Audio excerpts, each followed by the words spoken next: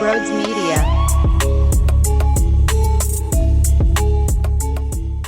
I needed that. I needed that for my sanity. I hate the Diamondbacks. Good series win. Thank you guys all so much for all the crazy love and support. If you're new to the channel, make sure you hit the subscribe button, hit the thumbs up button as well. I greatly appreciate all your support. If you can, over on Apple Podcasts, Spotify, search Sports Talk with Broads, hit the follow button there too. And if you leave a 5-star rating and a review, it will mean the absolute world to me. Thank you all so much. And lastly, you can join the memberships here on YouTube for $4.99 a month and have access to Coffee with Broads live streams twice a week and access to our Discord channel where I'll keep you up to date on the timings of those live streams, and we get to chat 24/7 with the whole entire membership community. It's a lot of fun. All the information is down below in the description. Thank you all so much and enjoy the show. What is going on, everybody? Good weekend for the Phils. Good weekend. It didn't start out very pleasurable. Friday night, I had to witness Taijuan Walker again get shelled. A home run allowed in the second, followed by 2 home runs allowed in the third. I also had to deal with Bryce Harper doing the Hawk 2 celebration on second. Poor base running following that. Nick Castellanos with an error in right field, even though he followed that up in the 8th inning with a solo shot to make it a 1-run game. In the 7th inning, Bryce Harper hit into a 1-2-3 double play. What are the odds? What are the odds that that happened? But while the fans were not feeling great, Game 2 was an absolute beatdown. 12-1 and kicked their ass. I mean, they handed it to the Diamondbacks. And then on Sunday morning, 11:35, what a beautiful first pitch time, by the way. Christopher Sanchez throws a gem. When there's pressure, after signing an extension, he walks onto that bump, allows no runs, walks no hitters, and goes 7, throwing only 80 pitches. Could have easily had a complete game shutty. So what a weekend. Thank God they won the series, because I wouldn't be able to handle Arizona coming into your town after Game 6, after Game 7, after Zach Wheeler, after Aaron Nola, and they just come here and beat you up while the Braves are sniffing right behind you. After they take 2 out of 3 against the Yankees, I would have been down bad. Forget the Braves for a second and forget what they did in the Bronx. It's more about my hatred now, my new hatred for the Diamondbacks. And I say new because I have 3 takeaways from this series. And my first takeaway is I never realized how much I truly hate everything Diamondbacks, and it will be that way for the rest of my life. When I see the Tampa Bay Buccaneers logo, there's one thing that comes to mind. 2002 NFC National Championship. 2002 NFC Championship. It fucks with me so much I can't even talk about it properly. But that's it. No matter what. Baker Mayfield has nothing to do with the 0-2 Tampa Bay Buccaneers. If I see a Tampa Bay Buccaneers logo, I automatically go back to that disgusting time in my life where I thought I was going to see a fucking Super Bowl.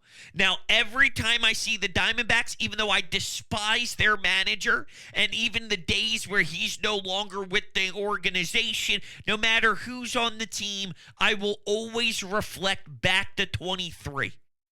So my first takeaway of this series is, wow, I didn't realize the lifetime hatred that is about to happen for the Diamondbacks for me.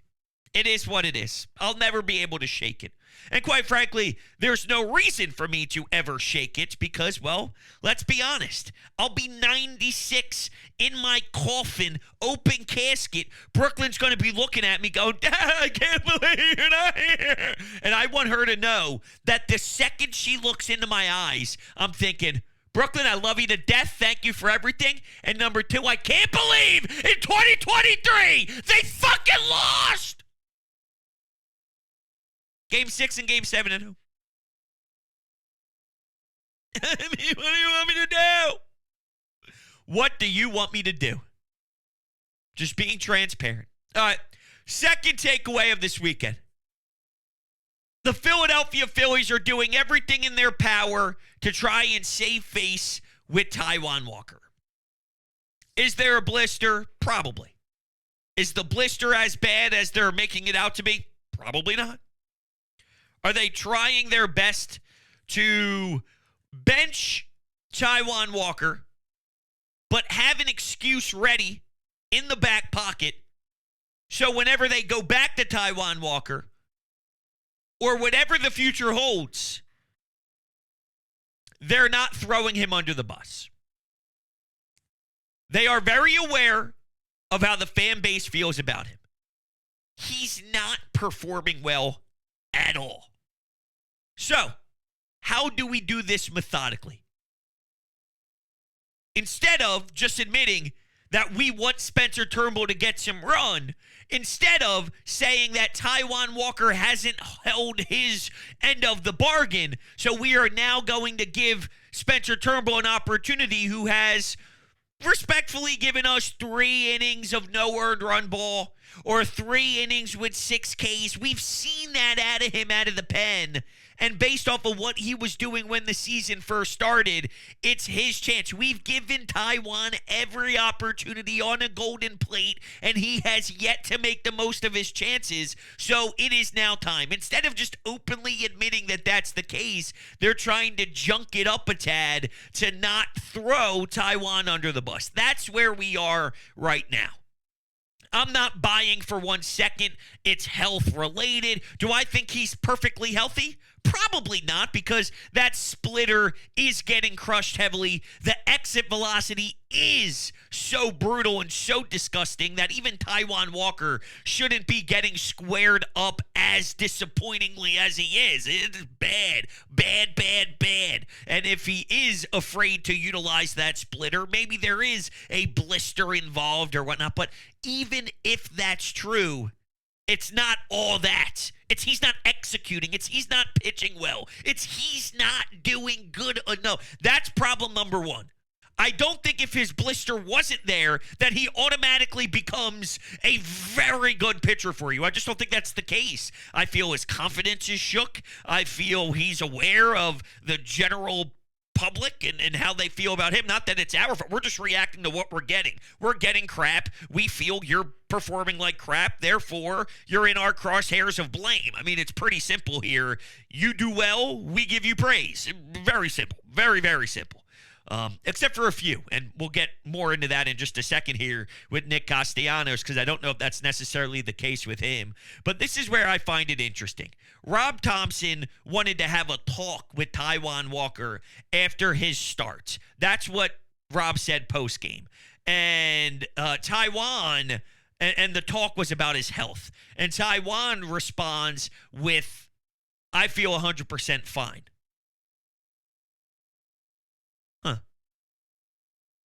So the manager, who always is pro player, who's always willing to give plenty of players the long leash, especially guys that get paid a ton of money. And quite frankly, when it's a decision like this, it's probably more Dave Dombrowski than it is Rob Thompson, just because, well, you know, that's how these business decisions are made. Dave, you know, what are we doing here? Well, I paid him the big time dough. Sorry, I paid him the big time dough. Okay. Something's not adding up here. Listen to Rob Thompson speak Friday night postgame. Well, he struggled, you know. Command was off, up in the zone, threw a few more splits, just percentage-wise, but just seemed everything was hanging. He was getting behind in the count and then having to come after people, and everything was up in the zone and hittable. So, but I know he's working at it, and I know he cares, and that's why I have patience with him, and probably sit down with him tomorrow and just to make sure he's healthy. So we'll see. Well, that's why I want to ask the question, because it looks like he's trying to create it, and that's when he gets the misfires. So I just want to make sure he's healthy. Now, when have you ever heard Rob say it like that? I want to see if everything's okay. And then all of a sudden, after they decide that, maybe we'll check in on him, he has this blister problem. In the same night that he says he feels fine, Taijuan says he feels fine, now all of a sudden he's on the 15-day IL. You know what I'm smelling? I'm smelling a little phantom injury. I'm smelling a little bit of nothing. This is the injury of relax, take a deep breath, and maybe try and find your confidence somewhere, and we're going to give somebody else a shot. That's what this 15-day IL stint is. And you ask, what do you do if Spencer Turnbull ends up grabbing it and going? And I pray to the baseball gods that he doesn't end up stinking and throwing up a bunch of stinkers, because at that point, then Taijuan's going to find himself back into the rotation pretty quickly. There's two things here. Either, someone's going to miss time just because that's the nature of baseball. And if there's discomfort or if someone has to hit the IL, then that's what Taijuan Walker's role will be. And then the alternative is he gets thrown into what Spencer Turnbull's role was. All right, Spencer Turnbull was sitting there waiting. And if somebody had a weaker start, which is hard to imagine that's the case when guys like your number 4 in Christopher Sanchez is one of the best pitchers in the National League. This guy's so good. This guy is so nasty. He's so good. He's so good. So not many times does someone only go 3 innings as a starter or 4 innings as a starter. But if that does happen, here you go, Taijuan. Be ready for it, and you better shove. That's what his new role is going to be, whether you like it or not. Sorry. If you don't like it, sorry. That's what I'd say if I'm Rob Thompson. And yeah, maybe they have to tiptoe around it, because this is the same exact guy that liked tweets that was criticizing the manager for not using him in the postseason. But dude, don't you think there's a correlation now with maybe how you've been not doing well and why you weren't used in the postseason? I'm just saying. Don't you think there's some sort of correlation? Jeez, man. Sounds like the organization is somewhat tiptoeing around this Walker thing. For Walker's best interest, I guess. I don't know. He doesn't pass the vibe test for me, Taijuan Walker. Not at all. All right, so Wheels was awesome. No surprise. Bounce back performance after the disaster against Corbin Burns against the Baltimore Orioles. Nick had 5 RBI that day. Bryce had 4 hits. We're watching back-to-back homers. Alec Boehm providing the long ball, too. So some really good stuff out of the Phils on Saturday. Hot day. There was a time in that outing, actually, where I thought maybe Zach Wheeler was getting fatigued. He was getting tired. Maybe the heat was getting to him, but there you go. I'm all right. There you go. Don't worry about it. We good. And it was pretty much all she wrote from there. Nick again on Sunday morning. Starts the game off nice and early. 1-0 lead Phils. And David Dahl, when you need it most, helps out with insurance. From there, Christopher Sanchez did his thing. I'm all in on 11:35 first pitches. That was great. Throw on WIP for a little pregame action. I'm a big fan. Have a cup of coffee. Throw on some Phils. It's a good thing, man. So I just loved it, essentially, is what I'm getting at here. All right, so you want my third takeaway? I'll give you my third takeaway. My third takeaway is I'm in on Nick Castellanos. I'm sorry. It is what it is. I'm in on Nick Castellanos. Don't get mad at me. There is a way to salvage this thing. 5 RBI in one day. Not 1, not 2. 5! His batting average is now up to a whopping 226. That home run he hit was a piss missile. So was Bryce's, though. Now, it was a hanger.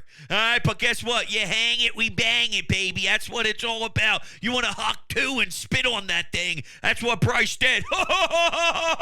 Can't believe he actually did that celebration at second base. It was hilarious. Still trying to find the woman, huh? I mean, I'm all locked in on trying to find Mrs. Huck, too.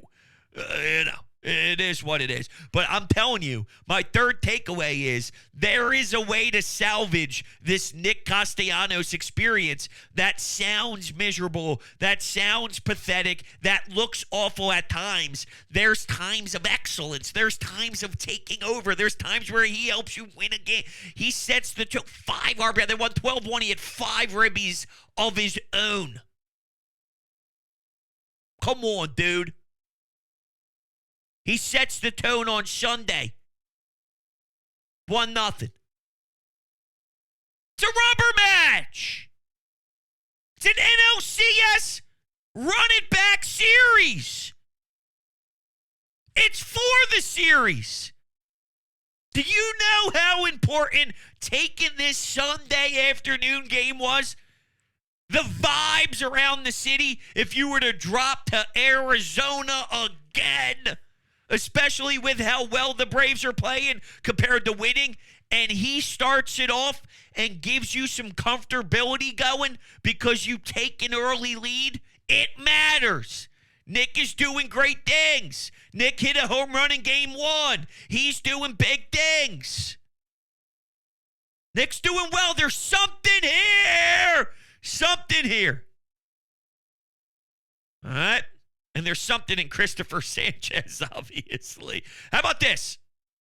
Take a listen to MLB Radio, who's been constantly talking about the fighting Phils, and they were speaking about not just Christopher Sanchez and his contract extension, but who's next? Tend to think that Dave has been working on this for a while. I have also heard they've been working on Ranger Suarez, who's a free agent after 2025. Oh! So let me get this straight. Dave Dombrowski brings Aaron Nola back after he hits free agency. Then Dave Dombrowski gives Zach Wheeler a nice extension, so he's solid, he's locked in, he's solidified. Now you shore up one of the best number 4s in all of baseball, and here's Ranger Suarez about to get tacked on too. You know, somebody brought up to me on the radio that, is this staff better than 11's? And here's what I'll tell you. The name recognition, no. As much as I love Ranger, what Sanchez is doing, and even what Nola's doing, does that have the same wow value as the 4 and the big names that we've seen previously in this organization? Absolutely not. But in regards to results, and I also wonder too, how much of knowing the bias of the results, knowing what 2011 was, knowing how they failed, and there's another logo that I'll never forget. Do any of you look at the St. Louis Cardinals logo and think of anything but pain? Sometimes I think of Alec Boehm getting hit by a pitch. Sometimes I think about Gene Segura. Sometimes I think about that epic wild card round. But for more times than not, whenever I see it, whenever I see Busch Stadium, whenever I'm watching, who knows, if it's a Sunday night baseball game or if it's a random MLB Network game, and I see that team, it reflects back to pain. To pain. It just does. It does. But can this staff be just as electric as those names? Think about that. If the answer is yes, which the answer very well may be yes, think about that. Do you realize what that means? It's so nuts. Let's listen to Dave talk about Christopher Sanchez. Well, as much as we like Christopher, I wouldn't be telling you the truth if I was telling you last year at that same time when he first came up, even though we liked a lot of things about him, that we'd be sitting here and he'd have enjoyed the success that he did over the last year. I mean, what he's accomplished has really been phenomenal. I mean, he has worked hard. He's worked with the staff, followed the leaders. You can see his growth. Rob Thompson, the pitching coaches, the strength and conditioning people, the trainers, and everybody felt that this growth would only continue to go. And in addition to that, the work ethic aspect of it. So those are just as important, because you don't want to have anybody, Christopher, or anyone, sign a long-term contract and rest on their laurels. Well, that's not him. He just wants to continue to get better and better and better and be one of the best pitchers in Major League Baseball, and feel very much that he'll be able to accomplish that. I love it, dude. I love it. And you know what that kind of reminds me of? And I want to give all the credit in the world to Christopher Sanchez, because if Dave Dombrowski, of all people, is giving you the 2 thumbs up on this guy's work ethic is tremendous, there's something about that just from his own individual mental makeup and his balls to try and improve that much, and his studying of the game and the details, the emphasis that he puts on his own craft. It doesn't happen if he's not wired that way. So credit to Sanchez just from an individual professional athlete standpoint. Now let's get to what makes this team special and how this relates to Nick Castellanos for a second, and why I believe in his presence still. Part of what makes this core so dynamic and so fun from a Phillies fan level is their togetherness, their brotherhood, their buy-in. It seems as if everyone is pulling in the same exact direction, except for maybe Taijuan Walker. So while I'm giving Sanchez all the love in the world for his own self-motivation and his own awareness to continue to improve and all that, guys like Nick matter. Like, they do. Trust me, if I could go back in time and reallocate that money in other directions and try and bolster up the team differently, would I spend X amount of dollars on Nick knowing that this is what we are getting? No. But if I'm trying to salvage what we have here, he can work. If Bohm is producing from an RBI level behind Bryce, and if Trey is producing at a level that's significantly stronger than last season in front of Bryce, on top of what Kyle does and when JT returns, Nick batting around 7th in the lineup. Think of it this way. A normal 7-hole hitter could be equivalent to, I don't know, a Brandon Marsh. A Brandon Marsh might be a 7 hitter in Major League Baseball in lineups that are seriously competing.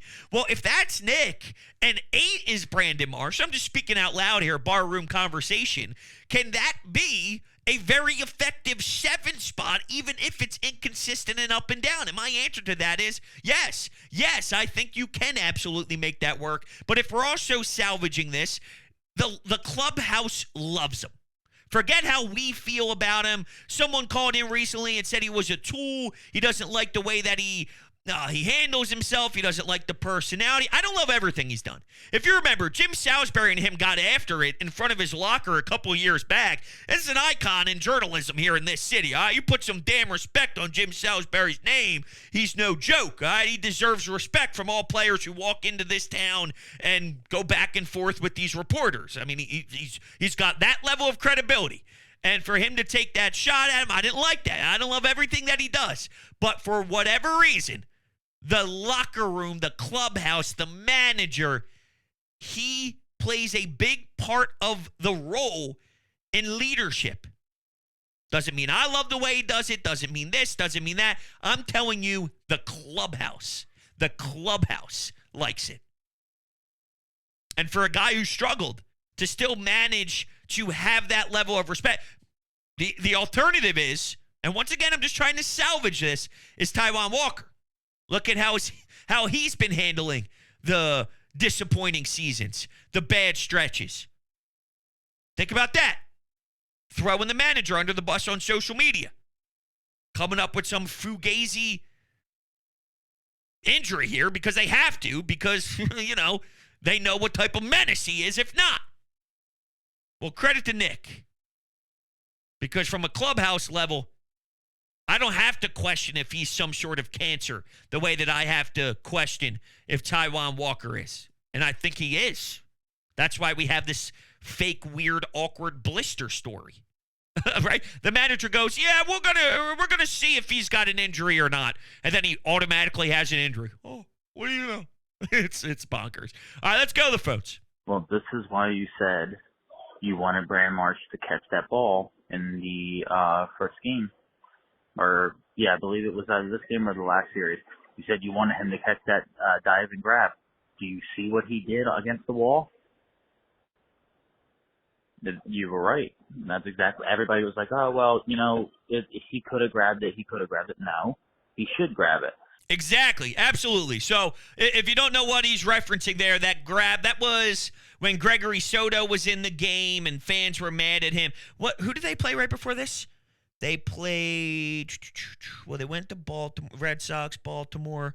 Who was that game against? It was the final game of the last series? Sorry, I'm having a little bit of a brain fart on the whole series. My brain's fried. Let's see. Oh, the Padres. That's right. It was the Padres. They won the first 2 games against the Padres, and then game 3 happened. It was 2-1, and in the 8th inning, Gregory Soto was in the game, and Brandon Marsh, yes. So Brandon Marsh slid, and the ball went all the way back towards the wall there in center field, and I said that, you know who makes that catch more times than not? Because everyone kept saying Rojas would make that catch. Rojas would make that catch. Yeah, you know who does make that catch more times than not? His name's Brandon Marsh. And then in the first inning of this outing against Arizona in the final game, he makes a ridiculous catch at the wall. And he also made a ridiculous catch in the first inning of that game against San Diego as well. Him and Nick Castellanos both did.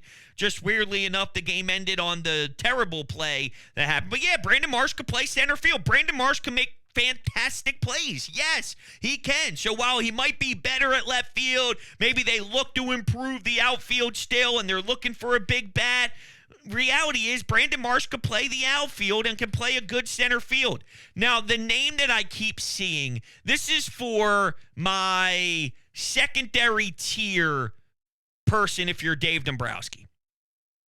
So if you go and look at the Washington Nationals, keep in mind, I believe I would want Luis Robert more than anyone else, even with the injury factor. I think it's a calculated risk, even though I could see a world that they make the move and that we don't get everything we want out of him just because he hasn't been able to stay upright. But if you look at the Washington Nationals, Lane Thomas is not having the best season in the world. Last year, he hit 28 home runs. So last year, he hit just under 270 with 28 bombs. This year, he only has 8 home runs. He's hitting 242 on the season. But I do think that he could be a really good player for you at the deadline. It's not going to be as sexy. It's not going to be as wow. It's not going to be as needle moving as a Luis Roberts. Or maybe this isn't the right way to go. And I'm not telling you this is my number one option at all. It's not my number one option. But if you don't go out and let's say the White Sox are just asking for way too much and they're irrational and they're not going to accept anything but Andrew Painter and Aiden Miller, and Dave's like, yo, dude, I want to go get the juicy star. I want to go get Luis Robert, but his injury history is real. And I can't just hand you over everything we got. You got to work with us. And, you can't manage a way to get Crawford in the deal instead of Aiden Miller and this and that. Then fine, right? There's 2 parties here and 2 have to dance to make it work. So let's say Dave does everything in his power to try and go get the new shiny toy and the biggest available trade at the market, at the biggest weapon in the trade market. And it's like, here we go. And they fail because the White Sox are being ridiculous, then fine. I don't mind that name out of Washington. I don't mind it. I think it helps you out in a position that you need a lot of help. Really, I do. So just something to think about. If it's not the big name, for whatever reason, why? Don't rule out that one. Lane Thomas. Just my 2 cents. Let's go to Malcolm in Georgia. Hey, bros. Great series win by the Phillies. Saturday and Sunday's games were excellent. Sunday's game, it's all about Christopher Sanchez. Signs a big contract. He's a Philly now. He's part of the rotation. And he pitched the contract. He pitched to the contract. And that was good to see. Look forward to seeing him grow like we're seeing Ranger Sanchez growing. Ranger Suarez growing. The only debacle was that Friday night Taijuan Walker thing, which, from my understanding, I'm reading reports where he's not going to probably make his next rotation due to some kind of injury or whatnot, which would probably be a good thing because maybe now the Phillies can string together the possibility of more than a 4-game winning streak. Hopefully get Turnbull back in there and he shows some stuff. But it was a great win, great series. Look forward to the Phillies going to Detroit, doing some damage there. Me too. They got the Detroit Tigers, they have Chicago, and then some big hitters. You go into Atlanta. The Dodgers are coming here. So there's a really awesome 6-game stretch that would tell a lot about this club. You got to work through Detroit first, though, and on. I'm almost wondering, too, how much of this is they're sensing what the Braves are doing. If the Braves were not performing well, would they give Taijuan Walker more run? Will they give him more starts? Are they starting to feel the pressure of the Atlanta Braves coming? And that's why they're making the decision to yank Taijuan out of the lineup or out of the rotation. I think that can absolutely 1,000% be in play here. And I actually think that is exactly what's happening, and it's exactly what's in play here. It's fascinating. It really is.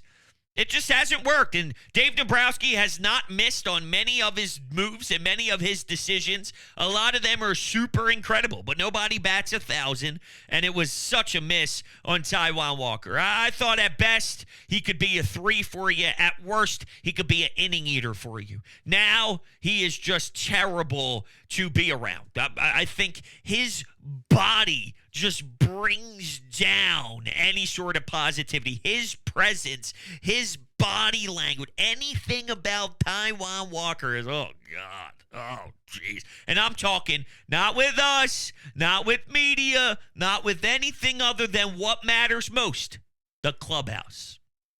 Just like Nick is on board? Nah. No. It's not this way with Taijuan. It's the complete opposite.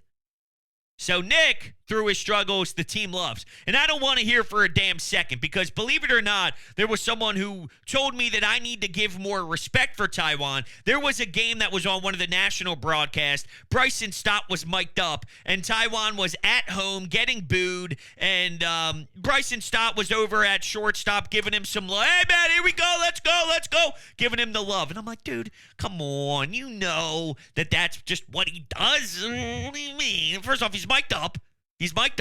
And his teammate is getting ridiculed insanely from the entire city and the entire building. You don't think he's going to put on a show knowing the cameras are on him?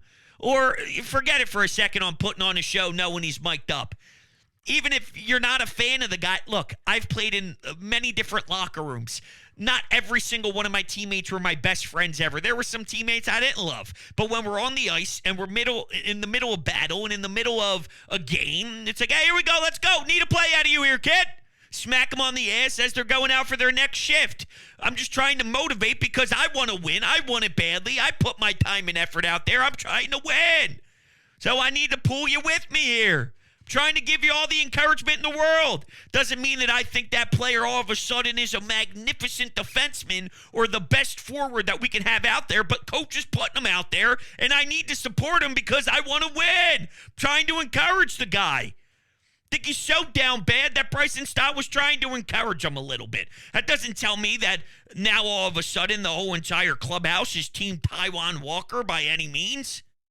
Now, how funny was it when Jock Peterson hit the home run and the whole place started to boo him? This man post-game really thought, and I guess it makes sense because what are the odds that you're in tune with how the Phillies fans feel about Walker? I doubt that Jock Peterson gives a damn about it. But when he was rounding the bases, he heard the boos and he put his hands up to his ear and referenced the fans in the post-game presser as if we give a damn about him. As if we care about him. Dude, it ain't about you. Okay? It's just the fact that nobody wants Walker on the mound like that. He's starting to tick me off, okay? I don't think 5 2/3, 3 earned runs like we saw previously was that bad. I don't think his outing in London was that bad. Sometimes we're way too aggressive where you can't even give someone I'm the same way with Nick. When Nick goes over in Baltimore, yo, dude, pick it up. When he has walk-offs and home runs and doubles and in the gap, yeah, baby, let's go. So I give you love when you should get the appreciation and when you deserve the love, and I'll give you hate when you deserve the hate. Putting this team down a bunch of runs because you're getting crushed in home runs or leaving the ballpark at will, and your pitches suck, then Taijuan, you're trash right now, and you've been trash majority of the season. When he puts together his strongest 2 starts of the year, and he's not the reason why you lose a game when it's 3-2 and you're battling the Orioles, when I just watched Zach Wheeler get shelled and he got pissed on and just destroyed your number one, your big ace, right? And I watched, it was actually Wheeler had the 3rd game of the series, but my point is Walker in 5 2/3 keeps the damage to only 3, and it's a 3-2 ball game for essentially the whole game until about the 8th inning or so, when I watched Zach Wheeler get criminally destroyed by that same club.